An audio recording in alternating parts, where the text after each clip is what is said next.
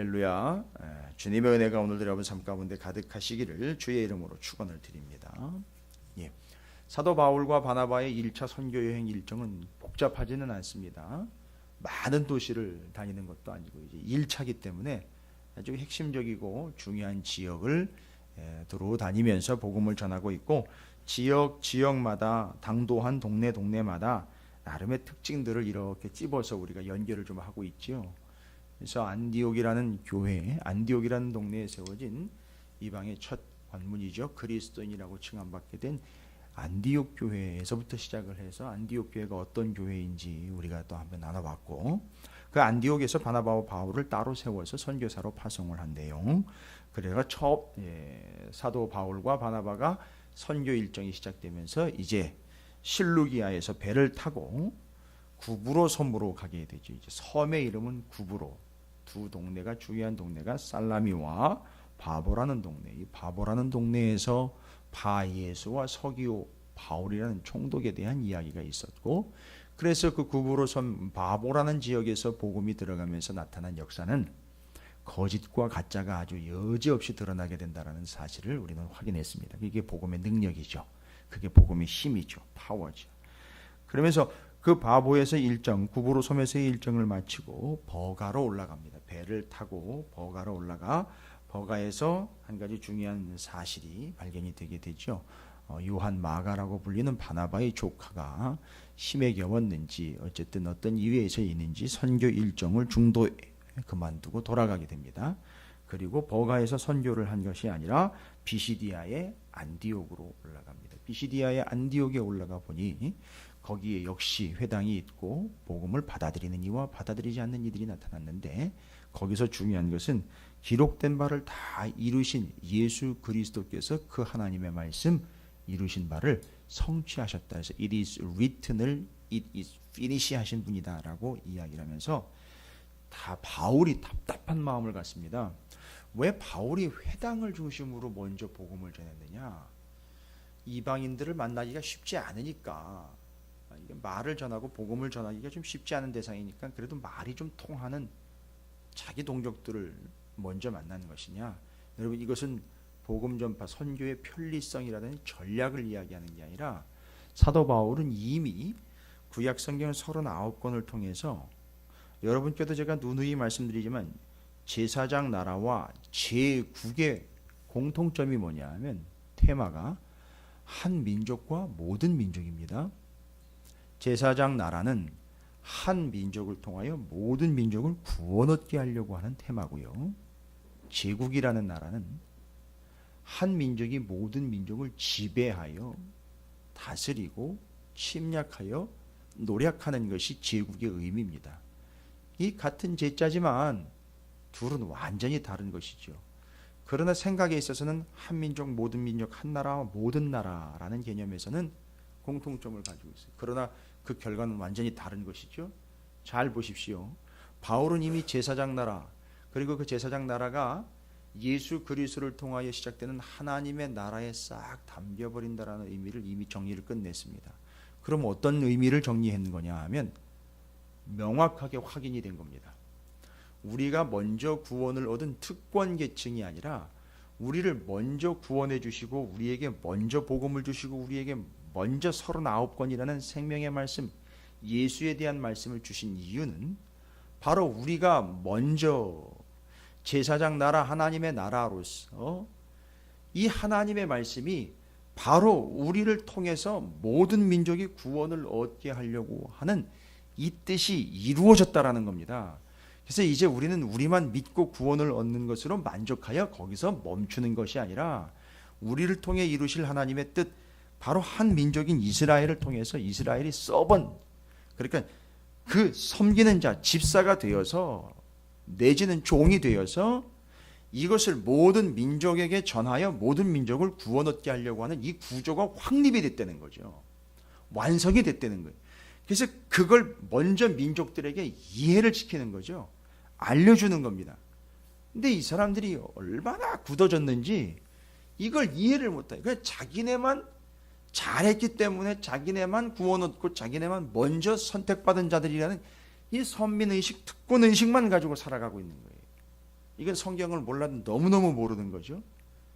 그래서 제사장 나라 한 민족을 선택하여 애굽에서 끌어내가지고 제사장 나라 만들어서 굳이 왜 그렇게 1500년 지나 제사 제도를 통해서 왜 제물을 드려야 용서를 받는 것이고, 그 다음에 솔로몬 성전을 통해서 왜 모든 민족 이방인들까지도 기도하면 하나님이 들어주시는 개념으로 시스템이 확립이 됐느냐.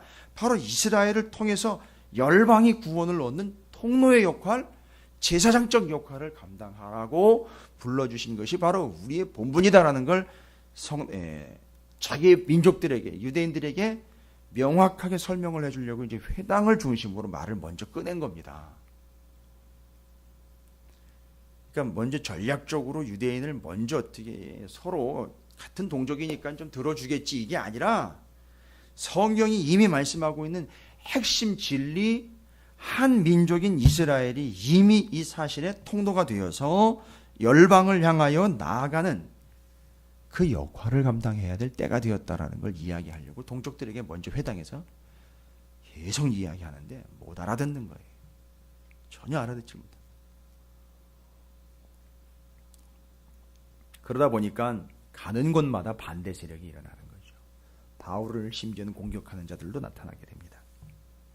이렇게 복음을 전하는 그 내용은 예수 그리스도다라는 게 이제 이고니온에서의 죄송합니다.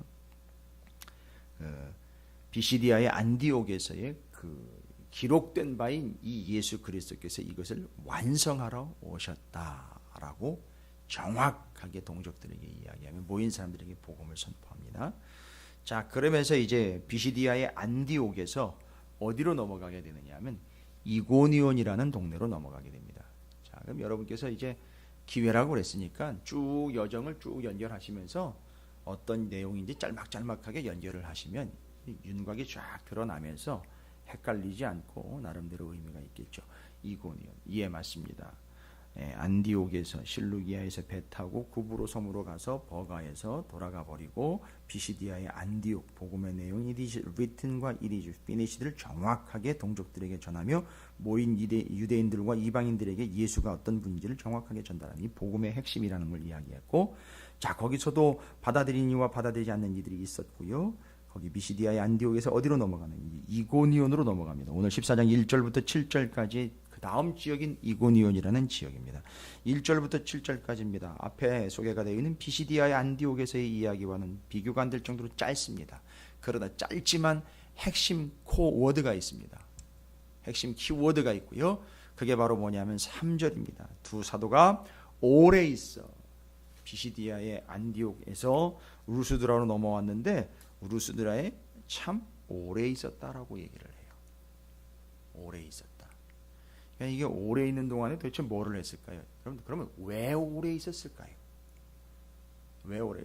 여러분이 이미 지나온 비시디아의 안디옥에서도 복음을 첫 번째 딱 전하고 나니까 이걸 알아먹는 사람들이 요청을 했어요. 뭐 어떻게 요청을 했느냐? 다음에도 또 이야기해달라. 무슨 얘기입니까? 한두 번 가지고 될 일이 아니죠. 한두 번 가지고 될 일이 아닙니다. 그러니까 길거리에서 한번 만나가지고 예수 영접시켰다라고 될 일이 아닙니다. 지금 이 사도행전적인 내용으로 전도를 정리하자면 여러분 전도자가 구약 39권을 바울처럼 다 꿰고 있어야 된다는 얘기입니다.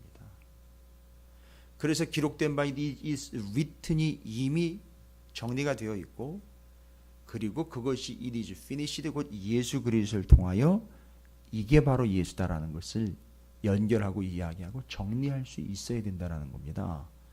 이게 복음 전도입니다. 그 쪽지나 몇 장 가지고 가서 이렇게 있는 자리에서 바로 따라 읽으십시오 해서 좀 아쉽지요. 예수만 당장 영접하면 된다라는, 글쎄 이게 지금 얼마나 우리가 지금 편리하고 아주 단발적으로 짧게 그냥 바로 그 자리에서 예수를 영접하게 만들어 줬는지는 모르겠지만, 지금 이 사도행전에 나와 있는 바울이 선교 여행 지역마다 복음을 전할 스타일을 한번 보시면은요, 여러분 지금 그냥 전도지 나눠주면서 따라하세요, 따라 읽으세요 라고 이야기해야 될 일이 아니라는 걸 지금 이야기해주고 있는 내용이에요. 틀렸다는 얘기가 아닙니다. 우리가 얼마나 편리하게 복음을 전하고 있는지 바울에 비하면 이건 뭐 세 발의 피도 안 되는 그런 과정이겠죠. 그 바울이 지금 역시나 이고니오로 넘어와서 오래 있었다고 이야기를 합니다. 뭐 때문에 오래 있었을까? 뻔한 겁니다, 여러분. 이 복음을 제대로 전하려면 39권과 예수 그리스도를 연결. 예수 그리스도는 그나마 한참 전의 이야기가 아닙니다. 얼마 전의 이야기예요. 근데 그분이 어떤 분인지를 이야기하려고 그러니까 구약 성경 39권이 정리가 쫙 돼서 이게 바로 이분입니다라는 걸 이야기하려고 하니까 설명이 이만저만 필요한 게 아니에요. 제가 저희 지방에 이제 사경회를 성도들과 함께 나눌 텐데 처음에는 시간 안배가 좀 여의치 않아서 짧은 시간 안에 이런 것들을 좀 설명을 좀 해 주실 수 있고 가능하겠느냐라는 부탁이 들어왔을 때 제가 아주 난색을 표했습니다. 그건 쉬운 게 아닙니다. 제 능력도 안 될 뿐만 아니라 그렇게 짧게 말씀을 드릴 수가 없습니다. 그렇게 해서 이제 시간 조정이 되면서 이제 전체가 모여서 시간을 그나마 할애를 해서 조금 더 시간을 내서 할 수 있도록 정리가 되긴 했지만 바로 지금 여기 오래 있어서 그 복음을 전하기 위한 시간이 필요하다는 거였죠. 이분들이 선교 여행 가서 여기저기 좀 다니면서 구경도 좀 하고 여유 있게 살피고 이런 것들이 아닙니다. 지금 이 복음 하나만 제대로 전하려고 해도 시간이 엄청 오래 걸린다라는 걸 이야기하고 있는 거예요. 쉽지 않다는 거죠. 그리고 이제 한 가지 이고니온에서 우리가 기억해야 될 것은 오래 있었다라는 것도 특이할 만한 사실이지만 3절에 주를 힘입어 담대히 말하니 주께서 그들의 손으로 표적과 기사를 행하게 하여 주사 자기 은혜의 말씀을 증언하시니라고 나와 있습니다. 자, 무슨 얘기입니까? 예, 더 핵심적인 이야기는 주를 힘입어라는 단어입니다. 주를 힘입어라는 말이에요. 이 주를 힘입어라는 말 다른 게 아니라 주를 힘입어야 복음을 전한다라는 개념으로도 이해할 수 있지만 여기 내용으로 보면 복음을 전한다라는 것이 곧 주님을 힘입는 것이다라는 걸 이야기하는 아주 중요한 근거가 되는 겁니다.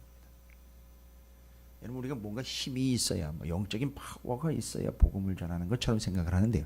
아니요. 복음을 전한다는 것 자체가 어떤 의미가 있느냐 하면 복음을 전하는 이들에게 그 복음의 내용이 여러분 잘 아시지 않습니까? 이분입니다. 이걸 얘기하는 거죠. 바로 예수 그리스도입니다. 그러니까 복음을 전한다라는 것 자체가 뭘 의미하느냐 하면 그 복음의 내용인 예수 그리스도를 힘입는 겁니다. 왜 오늘날 교회와 성도들이 이렇게 맥 빠진 존재들이 되어버렸을까? 주일날 한 번 교회 와서 설교 말씀 한 번 듣고 일주일 내내 자기 삶의 자리에서 되새김질만 하고 앉아 있어요. 그거 주일날 고작 한 번 먹은 꼴 그거 가지고선 일주일 내내 그거 하나 먹은 그거 뜯어 먹은 것 가지고 그냥 일주일 내내 자기 삶의 그늘에 앉아가지고 그것 먹은 것만으로 그냥 되새김질을 하고 있습니다. 그러니까 놀랄만한 일이 나타나지도 않지만 그렇다고 기가 막힐 일, 위험한 일도 일어나지도 않는다는 거예요. 왜요? 힘을 입을 일이 없으니까요. 그러면 내용상 보십시오. 이고니온에서 우리가 정확하게 정리해야 되는 바는 뭐냐면 이분들이 오래 거기서 복음을 전했다라는 말이죠. 그 복음을 전하는 것, 그것이 곧 그 복음의 내용인 예수 그리스도 주를 힘입는다는 겁니다. 그럼 주를 힘입는다는 것은 어떤 현상이나 신비적인 상황 때문에 이 사람에게 영적인 파워가 가는 게 아니라 복음을 전하는 것을 통해서 힘을 입는다는 거죠. 우리는 전도라는 말로 이야기하는데 전도라고 하면 좋습니다. 똑바로 하자는 거예요. 제대로 복음을 전하자는 겁니다. 그 순간부터 시작을 해서 쭉 정리가 돼가지고 제대로 된 복음을 전할 수 있는 게 그게 파워가 되고 힘이 된다는 거지.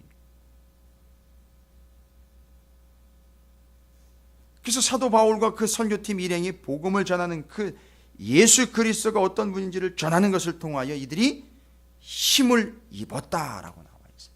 맞습니다. 복음을 전하는 게 여러분 힘이 있는 겁니다. 교회와 성도들이 이제 영적인 파워를 회복하려면요, 뭐를 해야 되느냐 하면 그 복음이요, 그 말씀이요, 그 진리를 전하는 걸 통해서 힘을 입는 겁니다. 힘을 얻는 것도 아니고요, 힘을 입는 거예요. 그래서 기억하십시오. 복음 전하는 것이 힘을 입는 겁니다. 그러면 여러분 힘을 입었으니 힘의 증거가 나타날 거 아닙니까? 그 힘은 내 힘도 아니고 세상의 힘도 아니고 다른 존재의 힘도 아닌 예수 그리스도의 힘 아닙니까? 예수의 파워 아닙니까? 힘을 입었으니 뭔가 힘이 나타날 거 아닙니까? 야, 복음을 전하면서 그 힘이 나타납니다. 도대체 뭔 힘이 나타납니까? 어떤 증거가 있습니까? 힘을 입었음의 증거는 뭘까요? 여기서 이야기합니다. 정리합니다. 예, 힘을 입었습니다. 힘을 입다 보니 어떤 힘의 증거가 나타나느냐? 두 가지로 정리할 수 있죠. 여러분, 가는 곳마다 바울과 바나바를 환영하고 복음을 영접하는 이들도 있지만 반대로 이들을 극심하게 반대하는 이들도 생깁니다. 여러분, 이것은 슬퍼하거나 낙담할 일이 아니에요. 바로 어떤 현상이 나타납니까? 그게 힘을 입어 주님의 힘이 작용하기 때문에 분리가 나타난다는 겁니다. 여러분, 분리하면 생각나는 것들 있지 않습니까? 분리. 과일에서 과즙을 분리하는 기계를 한번 생각을 해 보십시오. 그 센 힘에 의해서 그 찌꺼기와 그 과육과 과즙이 분리가 되는데 이건 보통 힘 가지고는 안 되는 것이죠. 생각을 해 보십시오. 바로 이 분리라는 것은 힘이 작용을 해야 나타나는 현상이에요. 그러니까 받아들이는 이와 받아들이지 않는 이들이요, 자연적으로 갈렸다. 아이, 천만의 말씀입니다. 아주 강력한 힘에 의하여 정확하게 갈라지는, 마치 홍해가 갈라지듯 그렇게 갈라지는 겁니다. 분리요, 분리. 분별이요, 갈라짐. 아, 가는 곳마다 왜 받아들이는 이들이 있고 안 받아들이는 이들이 나타나는 건가? 그게 주의 힘입어 그 복음이 전파된 곳에 그 힘이 작용하기 때문에 나누어지게 되는 거예요. 자, 그 다음에 두 번째로는요, 보십시오. 지금 우리가 선교 일정을 쭉 정리를 하고 있습니다만, 한쪽에서는 힘들다고 돌아가 버리기도 합니다만, 여러분, 선교 일정이 아무리 힘들고 아무리 거기 거부하는 자들이 있고 반대하는 자들이 있고 그를 돌로 쳐서 죽이려고 하는 자들이 있고 반대 극심한 고통과 아픔이 있고 배가 난파가 되고 오해를 받아 감옥에 끌려가는 한이 있더라도 이 복음 전파는요, 이 선교는요, 멈추지 않는다라는 겁니다. 계속 간다는 거예요. 이분들이요, 멈추지 않고 지금 이고니온, 그 다음에는 어디로 갑니까? 루스드라로 갑니다. 루스드라에서는 별일도 다 생깁니다. 이제 오늘 저녁에 우리가 나눌 얘기인데, 루스드라에서는 제우스와 허르메스라고 바울과 바나바를 오해하여 그들을 제사하려고까지 나와요. 아니, 살아있는 사람을 제사를 하려고 그래요. 그러면 이런 일들까지 막 나타나요. 별일들이 다 나타납니다. 그럼에도 불구하고 어떤 일이 있어도요, 어떤 난관이 있고 어떤 고통이 있고 어떤 문제가 있고 어떤 방해물이 있고 어떤 회방이 있더라도요, 보십시오. 이 복음을 전하는 일이 멈추어지지 않더라는 겁니다. 이유가요, 그들의 의지가 확고해서요? 바울과 바나바가 훈련을 잘 맞아서, 선교사 훈련을 잘 받아서요? 아니요. 바로 주님을 힘 입었기 때문에 그 힘에 의해서 분리, 이탈도 나타나고요, 그 힘이 입은 바 되었기 때문에 절대 멈추지 않고 계속 간다는 겁니다. 이게 주를 힘입은 복음의 결과다라고 증명해주고 있는 겁니다. 지금 이고니온에서의 일들을 정확하게 참 두 가지 정도로 주의 힘을 입은 것이 복음을 전하는 것이고, 그 주의 힘을 입는 것 자체가 바로 복음 전파입니다. 복음 전파가 곧 주의 힘을 입는 것인데, 그 결과는요, 예, 복음을 전하면 분리가 나타납니다. 복음을 전하면요, 전하는 데 있어 거기서 만족하지 않고 멈추지 않고 끝까지, 어디까지요? 땅 끝까지 가게 된다는 것이죠. 자, 땅 끝까지 가려면 선교사 훈련을 잘 받는 것도 필요하지만 그 근본적인 그 근본에는 무엇이 있느냐 하면 주를 힘입지 않으면 끝까지 갈 수가 없어요. 그런데 감사하게도 주를 힘입는 방법이 뭡니까? 라고 물어본다면 오늘 본문에 나와 있는 걸로 복음을 전하는 게 주님을 힘입는 거예요. 예수를 똑바로 전하는 게 주를 힘입는 겁니다. 그게 끝까지 가는 것이고 멈추지 않는 것이고 그것이 아닌 것과 참인 것을 구분해내는 파워가 된다는 겁니다. 됐습니까? 바로 이겁니다. 그래서 이 분리 이야기는 구부로섬의 바보 지역에서 있었던 일들 기억나시죠? 예수, 서기오, 바울, 총독 복음이 전파되었을 때에 가짜와 거짓, 사단의 괴계가 명백하게 드러나는 거예요. 이게 복음의 능력입니다. 여러분 우리가 왜 복음을 말씀 그대로 전해야 하는지에 대한 우리가 왜 그 복음을 제대로 정리하고 있어야 되는지에 대한 중요한 이유입니다. 여러분께서 이 이고니온에서의 역사를 통해서 주의 복음을 전하는 것이 곧 주를 힘입는 것이로구나. 그 주를 힘입은 결과 그 힘이 나타납니다. 그 사람의 힘이 아니라 복음의 힘, 예수의 힘이죠. 끝까지 간다는 거예요. 멈추지 않고 간다는 겁니다. 게다가요, 복음을 전하면은요, 짧은 복음인 것 같고 아무리 간략한 복음인 것 같아도 복음을 전하면 그게 파워이기 때문에 아닌 것과 참인 거지, 거짓과 참이 분리가 일어나게 된다. 갈라짐의 현상이 나타난다. 여러분 잊지 마십시오. 여러분 삶에 이 복음의 능력인 예수 그리스도를 힘입는 역사가 늘 함께 하시기를 주님의 이름으로 축원을 드립니다.